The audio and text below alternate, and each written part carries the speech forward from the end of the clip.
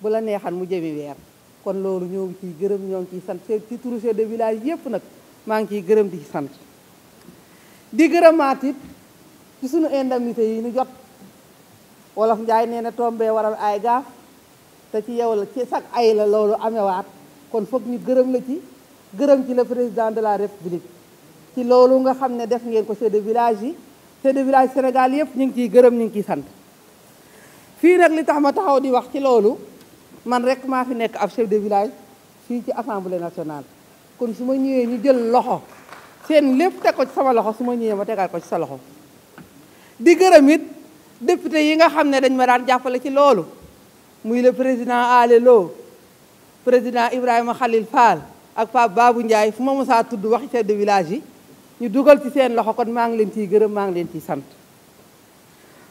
monsieur le ministre mën naa ne samay doléance du bëri sax tey ndax li gënoon a rëy lépp defar nga ko wante dañu bëgg dafa am ay chef de village yoo xam ne jotaguñu seeni indemnité ndax seen kayit yi ñu leen doon defar parewut ñu bëgg xam nga amoo dafa am village officiel am te sous-préfet bu nekk xam na kan mooy chef de village village officiel yi ma bëgg sous-préfet yooyu ngeen chargé leen ñu fay chef de village yi nga xam ne ay village officiel lañu te seeni kayit pareegut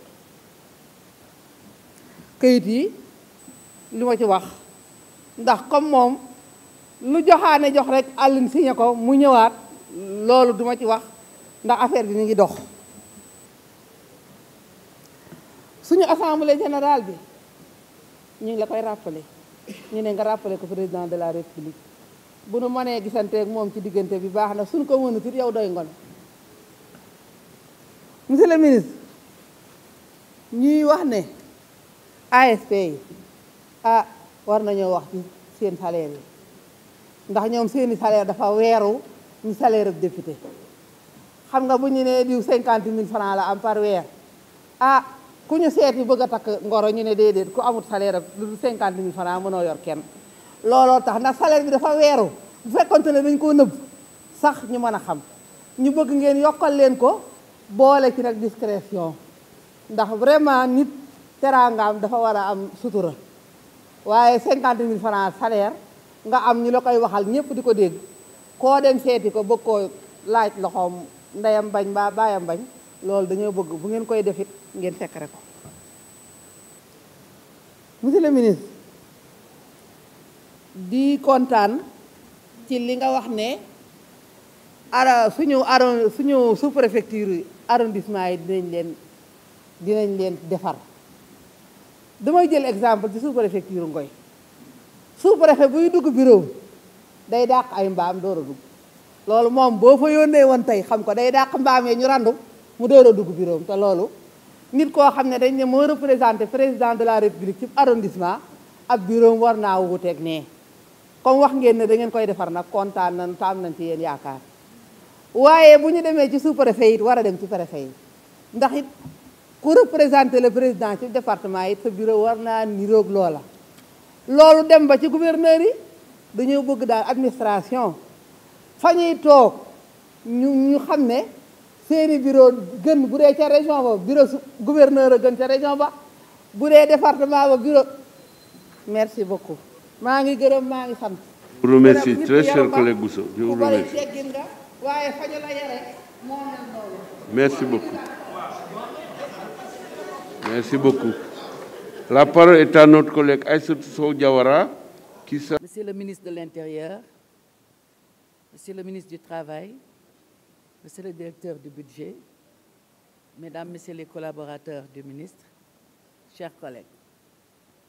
Monsieur le ministre, Golfe Sud vous remercie pour l'avoir doté de nouveaux locaux modernes et bien équipés de commissariat et d'avoir érigé l'ancien commissariat en camp de GMI.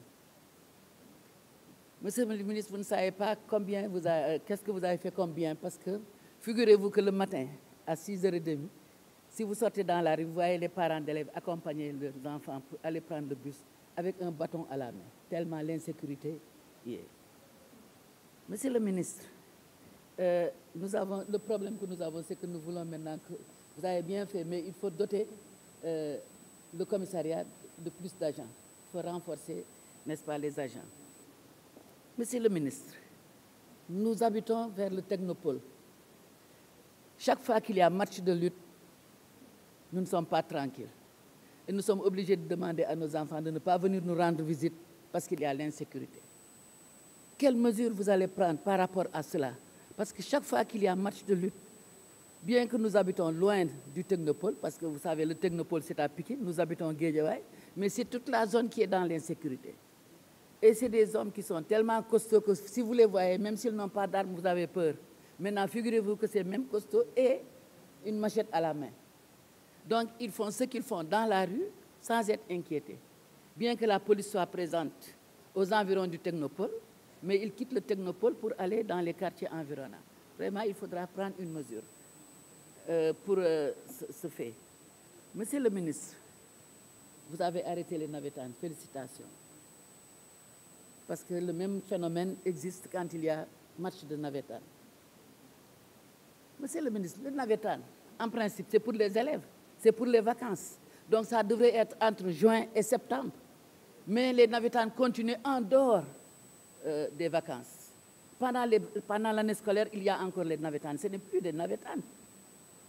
Donc il faudrait penser à réorganiser ce navétane. Parce que si c'est les élèves, il y aura moins de barbarie. Donc je pense que ces navétanes, il va falloir les organiser.